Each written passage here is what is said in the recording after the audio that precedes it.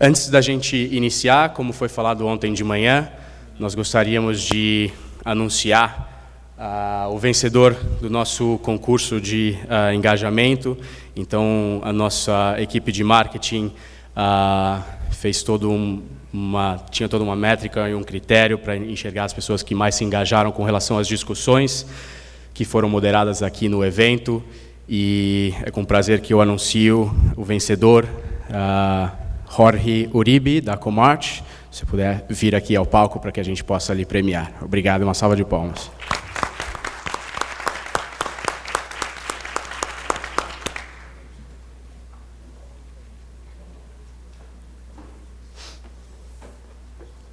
Obrigado. Oh, tá bom. Obrigado.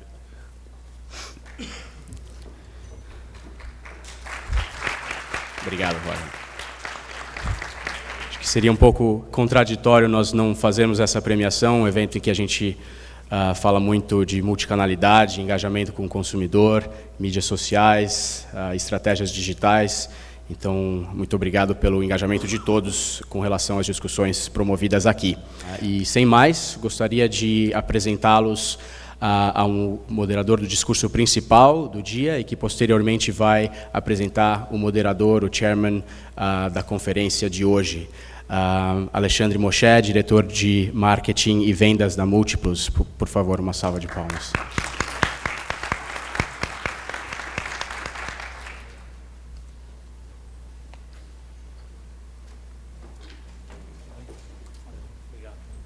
Bom dia, pessoal, tudo bem?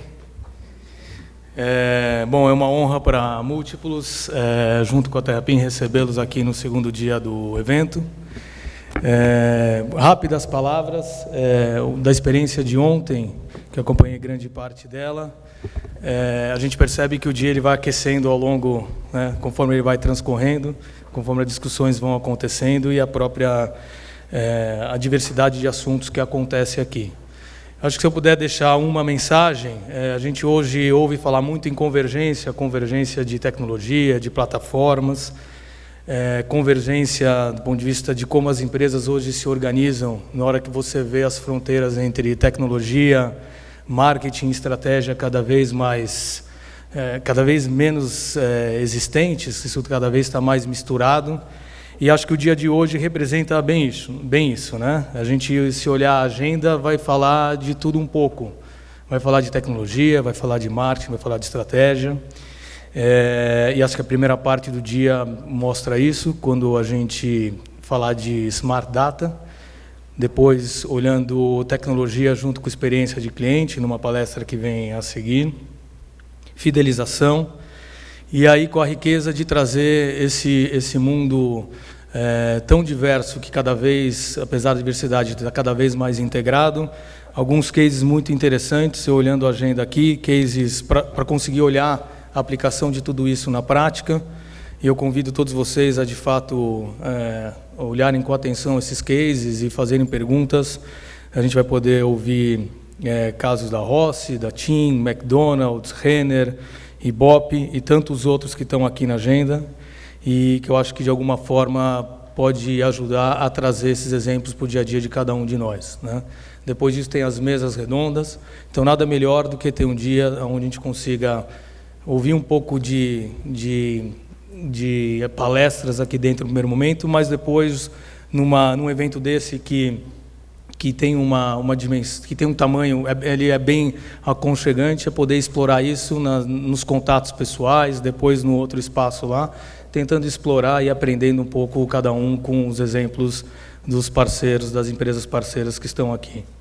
Certo? Então, sem me estender mais, eu queria chamar o Ricardo Gazeta, que vai moderar todo o dia hoje de palestras aqui, ajudando os palestrantes a conduzir o material e depois tentando traduzir algumas perguntas para eles no final de cada apresentação.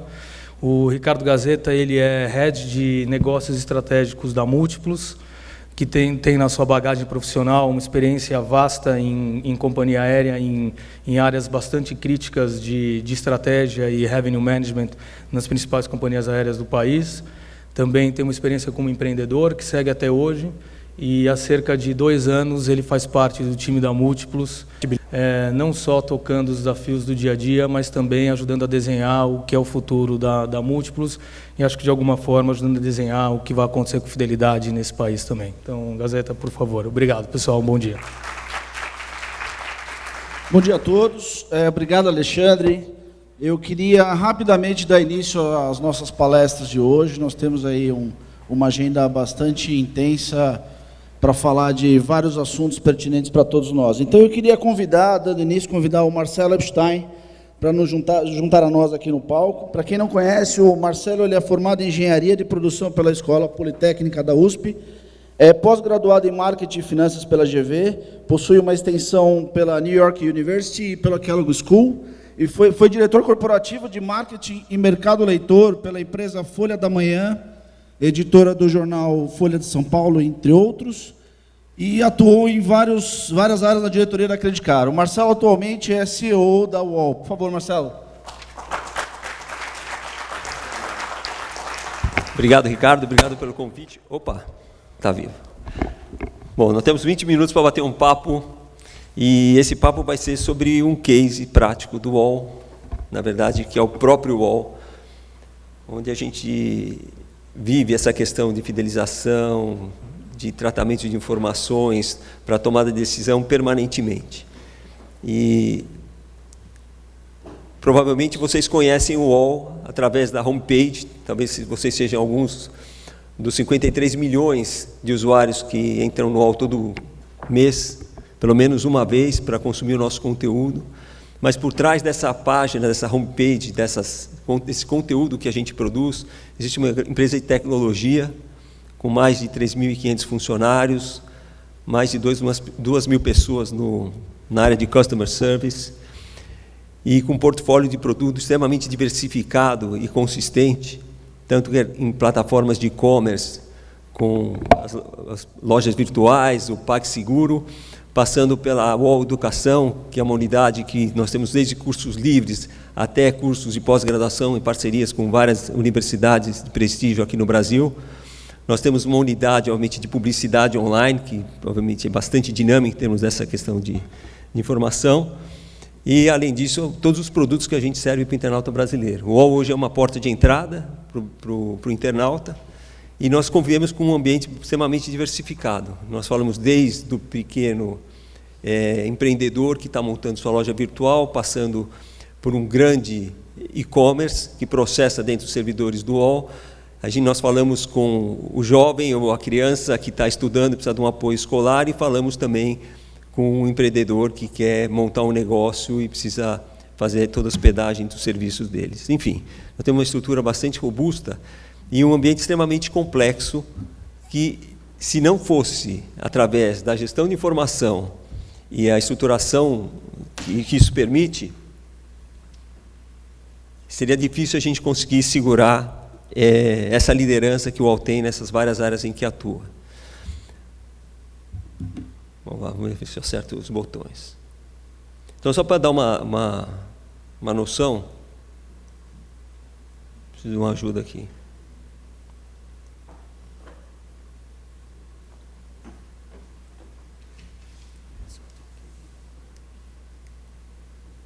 Pronto. Aqui são algumas dimensões do UOL, né? Nós temos hoje mais de 6,7 bilhões de páginas vistas através dos 54 milhões de pessoas que entram no UOL todo mês. A gente tem um portfólio de mais de 50 produtos, né? Mais de 30 milhões de clientes, aí clientes que têm algum relacionamento comercial ou de relacionamento de provimento de serviços e produtos, né? E temos aí, obviamente, um volume de informação sobre todos esses relacionamentos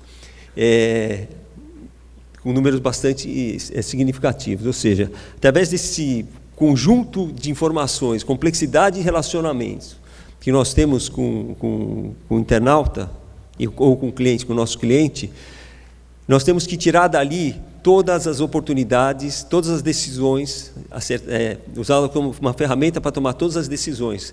E como é que a gente faz isso daqui? Então, a ideia nessa conversa que a gente vai ter hoje é falar um pouquinho, bem rapidamente, né, sobre alguns cases que a gente implementou para poder fazer a gestão da companhia, com todo o apoio do Big Data, né, tomando com base as informações, e também, mas principalmente também falar um pouquinho da parte estratégica, a parte corporativa, né, como é que se incute essa cultura do uso de informação para a tomada de decisão, né, que é o chamado Smart Data. Não bastasse tudo isso, essa quantidade de interações, obviamente ela se multiplica por N outras plataformas. Então, o grande desafio que se tem hoje é poder conciliar esse monte de informações nessa diversidade de plataformas que muda a todo instante e conseguir ter uma visão mais real, mais fiel do cliente, o quanto mais personalizado possível. Então, nosso objetivo, basicamente são 3 pontos. Primeiro, agregar valor ao cliente. Né? Agregar valor ao cliente é sinal de que você realmente está entendendo as suas necessidades e as potencialidades que você pode estar explorando desse relacionamento. E gerar uma relação de confiança também. O segundo ponto é o crescimento sustentável, diga-se gerar receita, gerar resultado para a companhia. Né? Como que a gente faz para tirar de todo esse monte de dados, informações, de comportamentos, como a gente tira isso, informações estruturadas para poder tomar decisão e rentabilizar o negócio da companhia. E eficiência operacional, né? Como ser mais competitivo em relação aos nossos concorrentes e como acompanhar essa peregrinação que o nosso usuário tem nas diversas plataformas, nas diversas redes sociais, nos diversos gadgets que vêm por aí, e tirar proveito de tudo isso.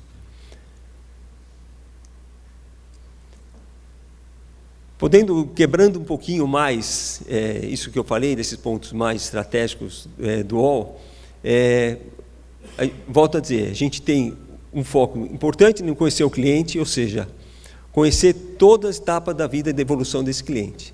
Não só dentro do relacionamento, dentro do seu produto, mas na vida pessoal. Né? O jovem que vai virar amanhã um empreendedor ou que vai consumir um outro produto, e acompanhar toda essa evolução dele, que amanhã vai ter uma média empresa que vai evoluir, enfim, acompanhar toda essa evolução desse cliente e os interesses deles.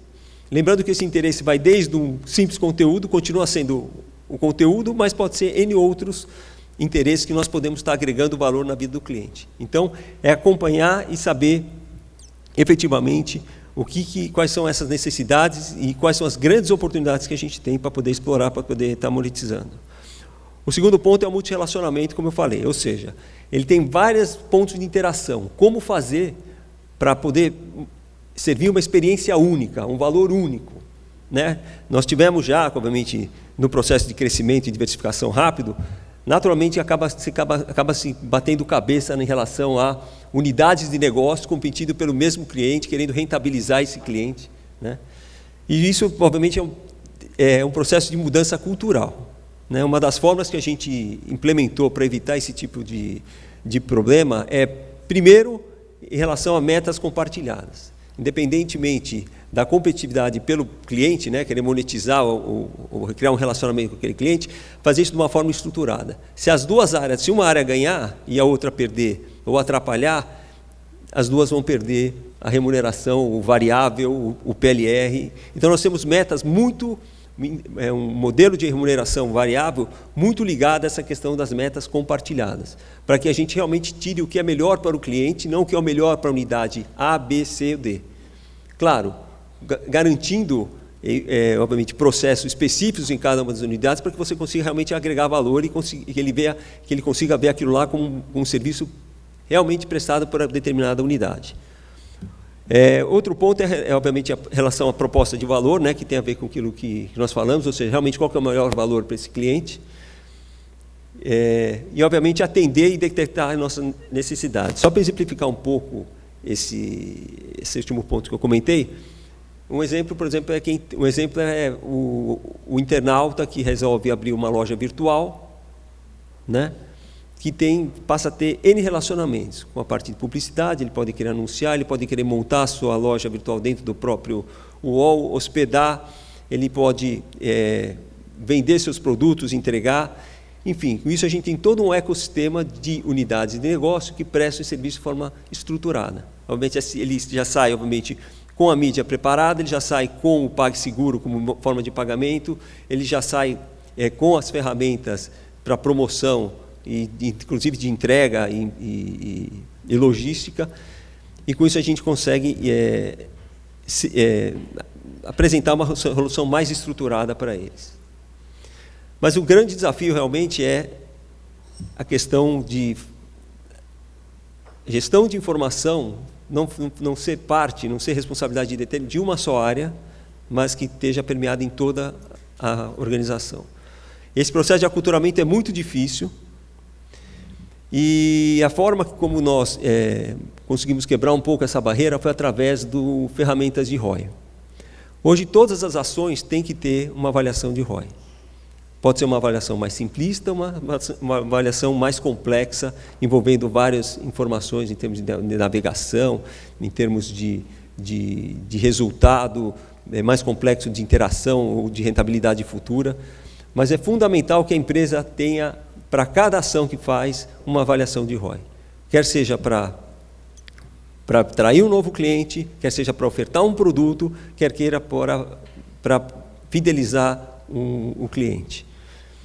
Obviamente, temos uma área específica que ajuda a criar, que faz a gestão desse modelo de ROI, mas é uma área que tem que ver isso de forma corporativa. E esse mesmo ROI que vai ajudar a avaliar se as metas foram atingidas ou não foram atingidas, ou qual o nível de eficiência que a gente está em cada parte da operação.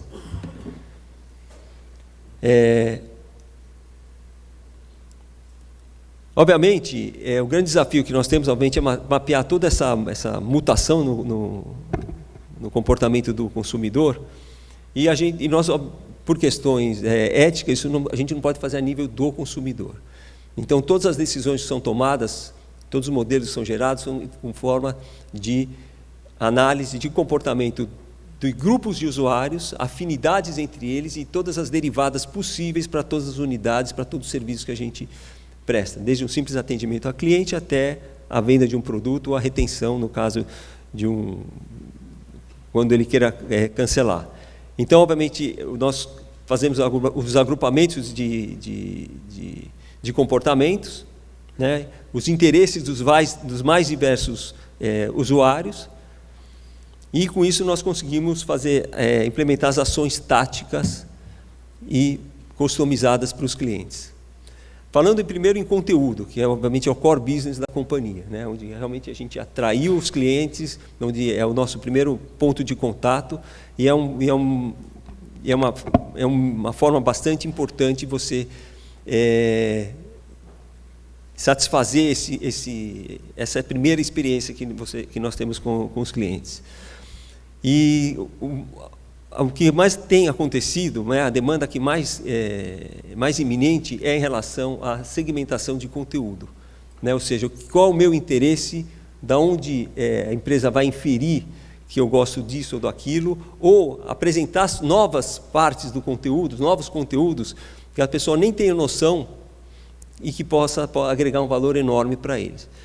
Para isso nós temos alguns modelos na verdade, são mais de 50 algoritmos que foram desenvolvidos para poder estar entendendo qual é o movimento do internauta, se ele lê uma notícia sobre grupo de internautas que, após lerem uma notícia sobre esporte, passam por uma loja pela parte do e-commerce, ou se eles vão para a parte de política, enfim, qual que é a derivada que eles estão indo, através de que plataforma. Ele vê isso aqui onde no mobile, ele está migrando para a plataforma móvel, ele está vendo isso o nosso conteúdo dentro das redes sociais, e esse modelo ele mapeia todo esse comportamento de navegação. Nós temos hoje um mapa de calor, de audiência, de todas as páginas do UOL, e a gente sabe exatamente para onde ele está indo, para onde ele está migrando esse interesse. E esses algoritmos mapeiam e geram, obviamente, indicações de grupos de afinidades para conteúdo. E com isso a gente consegue direcionar conteúdo específicos nos formatos que são mais afeitos a esses clientes, né? Assim como, naturalmente, também como a publicidade, como outros produtos para o usuário.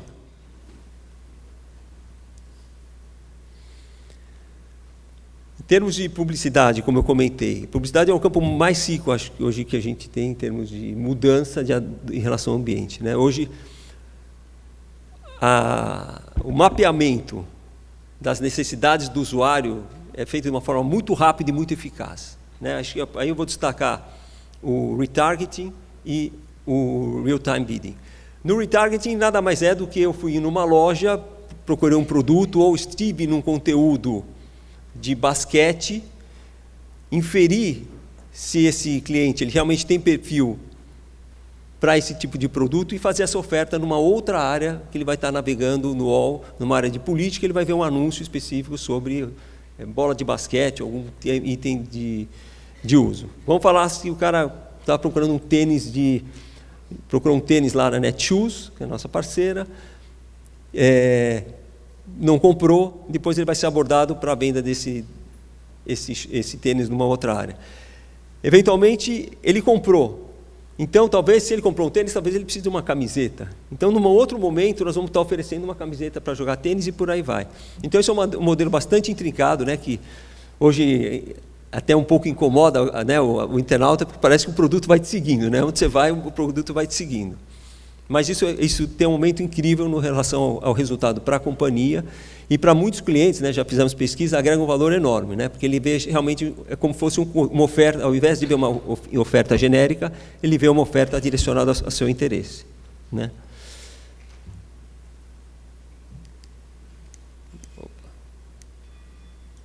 O behavior targeting, que é conforme o hábito de navegação, de consumo de conteúdo, nós ofertamos produtos específicos para ele. Né, o Behavior Targeting é também uma ferramenta muito importante, porque você consegue não só direcionar a oferta, mas você consegue um incremento muito grande de conversão final. Né, porque você realmente mapeia os segmentos e tem modelos estatísticos de comportamento que você realmente pega ele no melhor momento, no melhor canal, com a melhor oferta e com o melhor produto. Né? Permite um nível de elaboração muito grande. E no shopping é um comparador de preço, no caso, é uma área mais rica em que isso pode acontecer, esse tipo de interação pode acontecer. E conforme eu falei, todas as ações são medidas e são armazenadas. O grande desafio é manter esse banco de dados de informações atualizado e disponíveis para as outras áreas que precisam ter alguma informação desse relacionamento. Então, esse é o maior desafio que a gente tem, que é na questão de manter esse banco de dados estruturados, para que não só com informações, mas com smart data, ou seja, informações com que as unidades possam tomar atitudes, ações, e com isso rentabilizar suas unidades, seus produtos.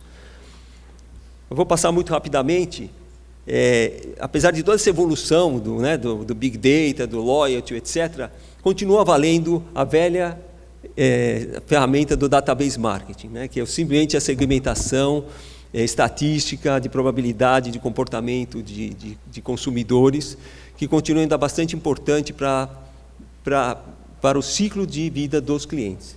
Né? Desde para quem que eu vou vender, qual a expectativa de monetização e qual a expectativa de retorno que a gente vai ter e de fidelidade desse cliente. Então, esses modelos continuam sendo bastante usados, mas muito mais enriquecidos, porque nós agregamos a questão das plataformas que eles estão utilizando.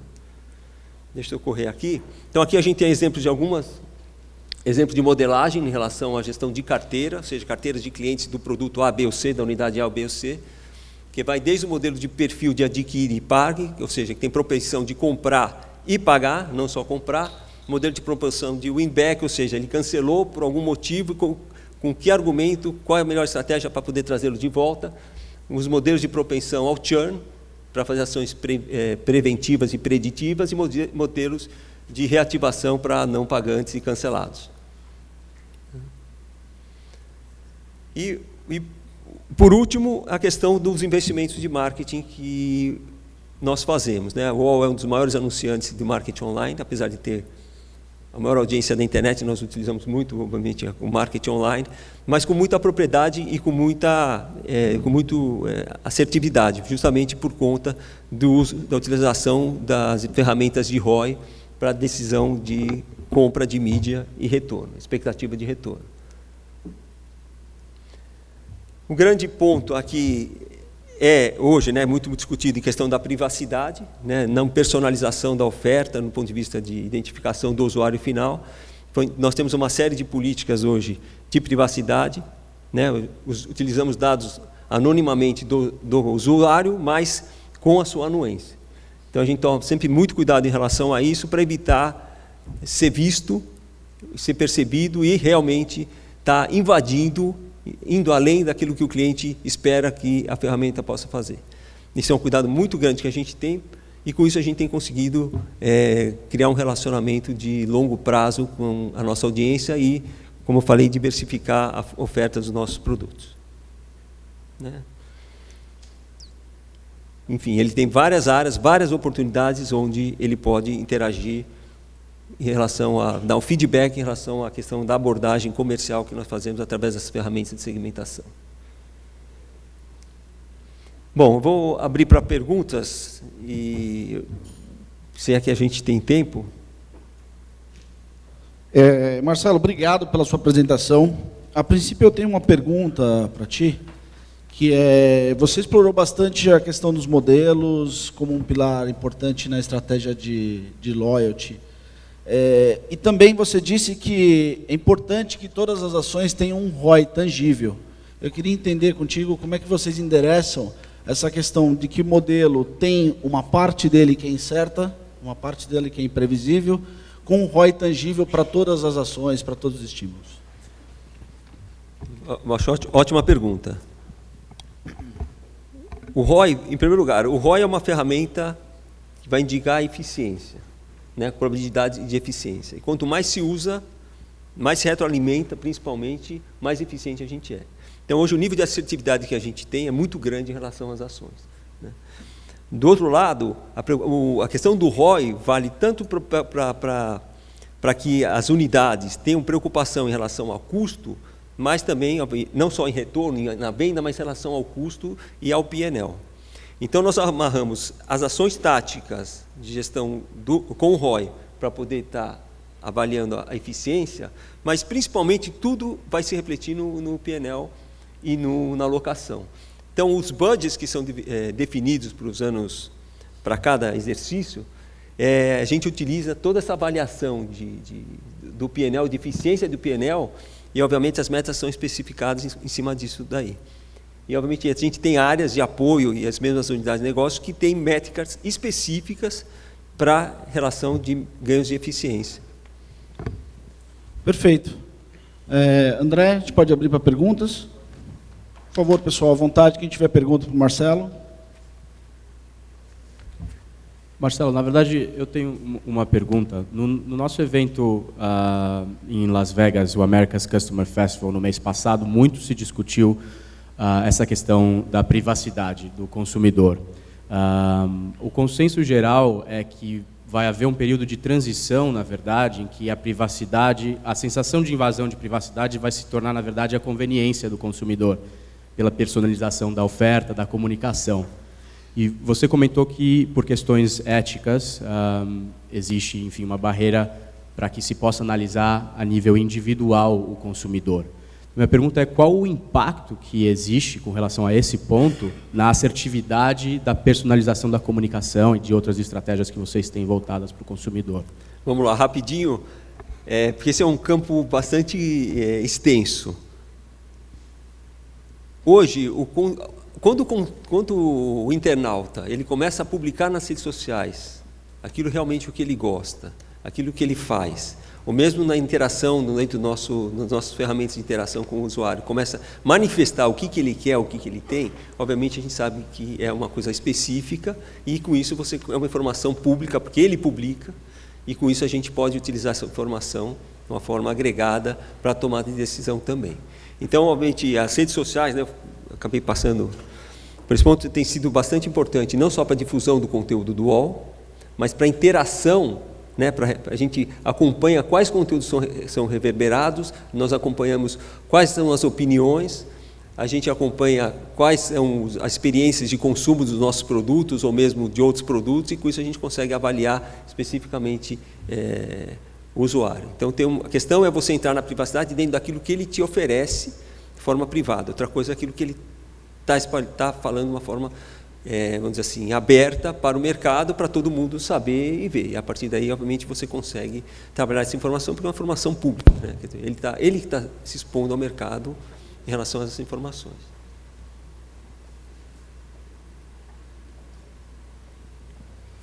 Bom, perfeito. Marcelo, obrigado. Uma salva de palmas, Marcelo, por favor. Prosseguindo com o nosso evento, eu queria chamar ao palco o senhor Mauro Segura, CMO da IBM. O Mauro é diretor de Marketing e Comunicação da IBM, formado em Engenharia e Análise de Sistemas, com pós-graduação em Marketing. Tem mais de 25 anos de experiência em comunicação, marketing e venda nas áreas de tecnologia e telecomunicações. É um blogueiro ativo, com blog próprio e colaborador de vários blogs como Meio Mensagem e Brasil Post. É apaixonado por tecnologia e mídias sociais, porém é jardineiro e cozinheiro nos finais de semana. Por favor, Mauro. Valeu, obrigado. Bom dia. Vocês estão me ouvindo bem? Eu gosto muito de falar essa questão de ser jardineiro, porque vai totalmente contra a questão de blogueiro, né? Então, bem, vamos lá. A IBM, nos últimos 10 anos, ela vem realizando pesquisas através de entrevistas presenciais com presidentes, executivos em geral, C-level, né? CEO, CMO, CFO, CHRO, que são os líderes de recursos humanos, COO, que são os executivos de logísticas e operação. A IBM vem nesses 10 anos fazendo essas entrevistas exatamente para conhecer o que se discute nas salas de decisão dessas empresas, como funciona a cabeça desses líderes. E a empresa, nós, IBM, aprendemos muito com isso. Bem, como é que a gente faz aqui para mudar? Vamos lá. Para onde que eu tenho que apontar aqui? Alguém pode me ajudar aqui? Eu não sei se... Vamos lá. Agora foi, olha lá. Mas foi um pouquinho lento. Bem, no ano passado nós fizemos uma pesquisa completamente diferente. Pela primeira vez nós entrevistamos toda essa turma ao mesmo tempo. Foram mais de 4.000 entrevistas presenciais em mais de 70 países, inclusive no Brasil, e aconteceu um fenômeno. Pela primeira vez aconteceu um alinhamento de estrelas. Porque quando a gente olha as pesquisas anteriores, nesses últimos 10 anos, as prioridades, os desafios desses executivos variavam muito. Teve uma época que era redução de despesa, outra época foi inovação, se falou em determinado momento em desenvolvimento da força de trabalho, mas agora, nessa última pesquisa, praticamente todos falaram uma única palavra, cliente. Então é interessante ver CFOs, CIOs, diretores de logística, falando que a prioridade é cliente. E aí a gente começou a ouvir coisas como cliente como estratégia central da empresa, decisões compartilhadas entre clientes e empresa, colaboração intensa com clientes, uma integração físico-digital, integração de canais, que a gente vem falando muito aqui desde ontem, uma questão de visão individual por cliente e tudo em tempo real. E o que realmente esse pessoal estava falando era exatamente a experiência do cliente. Então, a mudança que aconteceu foi, de repente, a discussão da experiência do cliente saiu do fórum do CMO, ou do líder de marketing, e hoje permeou praticamente toda a empresa. E é interessante que, quando a gente olha essa pesquisa, surgiram coisas como... Coisas que nós já sabemos, né? Quem trabalha com marketing já está acostumado com isso, né? Que os indivíduos estão mais conectados, o consumidor está mais exigente, o engajamento digital é total, surgem novos concorrentes, da onde a gente menos espera, concorrentes não tradicionais da empresa, de repente aparecem, mudanças de modelo de negócio, na cadeia de valor, uma integração, uma necessidade intensa de integração dos canais que atuam junto ao cliente, e a velha questão do omnichannel, integração físico-digital, que a gente vem discutindo aqui desde ontem. É uma discussão constante dentro de todos os fóruns. E é interessante, quando a gente olha tudo isso, a pessoa ou o executivo-chave é o CMO, ou a comunidade de marketing, né? Nunca se esperou tanto da comunidade de marketing como agora. Marketing virou o protagonista dentro das empresas, vai muito além da publicidade, do marketing tradicional como a gente conhece. Isso vem trazendo enormes desafios para os líderes de marketing, e é isso que a gente vai conversar um pouco aqui, exatamente fruto dessa pesquisa. Não somos nós que estamos falando, são exatamente 500 CMOs que nós entrevistamos no final do ano passado. Daquelas 4.000 entrevistas, aproximadamente 500 e poucos CMOs deram a sua visão da transformação que é necessária acontecer dentro das empresas e na própria atividade de marketing. E aí eles apresentaram 6 prioridades, né? A primeira prioridade é que existe uma necessidade de identificar as preferências e as tendências em todos os pontos de